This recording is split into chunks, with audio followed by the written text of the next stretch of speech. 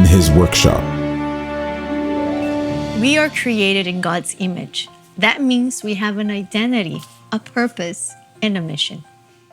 But sin prevents us from fully living out of our God-given identity, purpose, and mission. Without help, we will never know what it means to be created in God's image. And this is why we come into Jesus' workshop. Here, He can shape us into who He created us to be. He can prepare us to do what He created us to do. In His workshop, Jesus uses certain tools to shape us. Douglas, can you tell us a little bit about these tools? God uses three main shaping tools. He can use people in your lives, He can use events or pivotal moments in our lives, and He can use the environment we are in, or in other words, our circumstances. That makes sense. But maybe it would help if you could give us an example.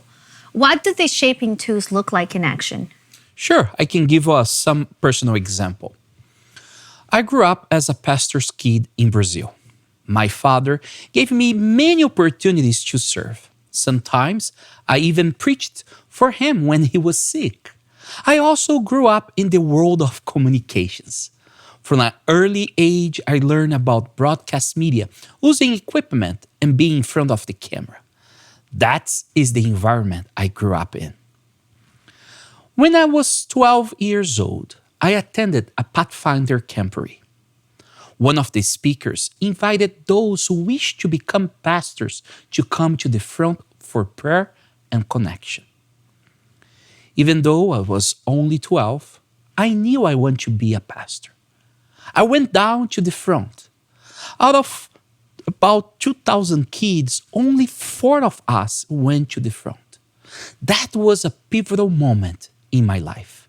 The dream of becoming a pastor never left my heart. I became a pastor, but I still had some growing to do. That's where my beautiful wife comes in. I'm a very goal-oriented person.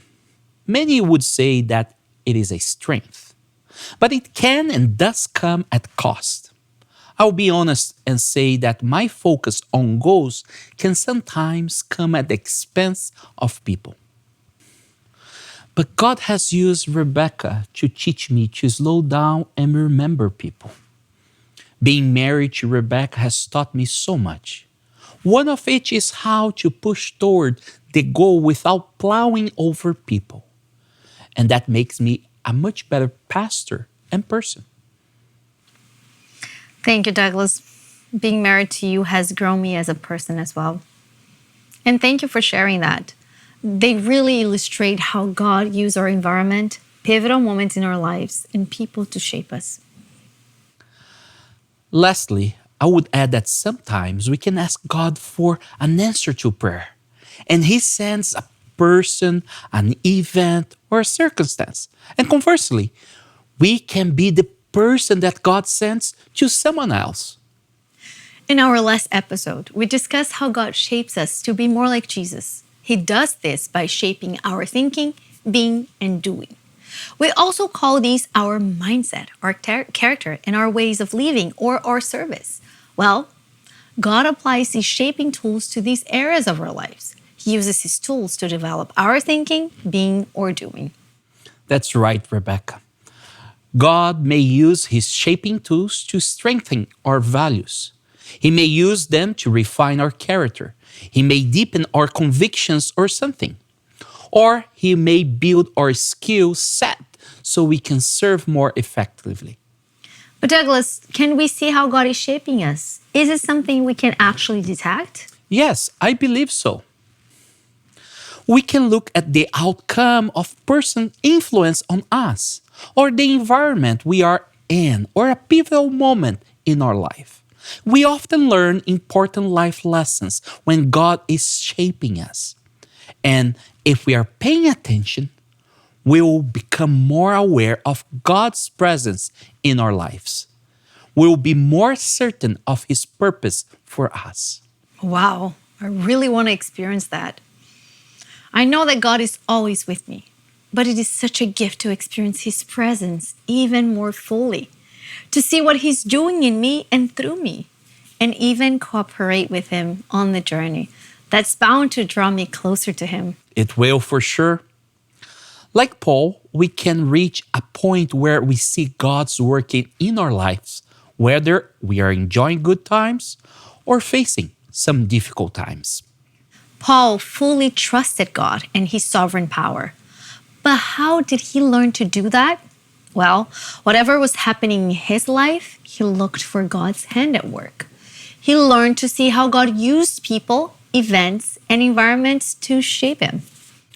Paul learned to surrender to God's purpose in whatever was happening, whether he was welcome or whipped, sheltered or shipwrecked. He trusts God's heart and he trusts that God could use all of it for his purpose, and he surrendered to that purpose. Paul also learned valuable lessons from these times in his life, and he put these lessons into practice. And finally, he shared these lessons with others, always pointing them to God.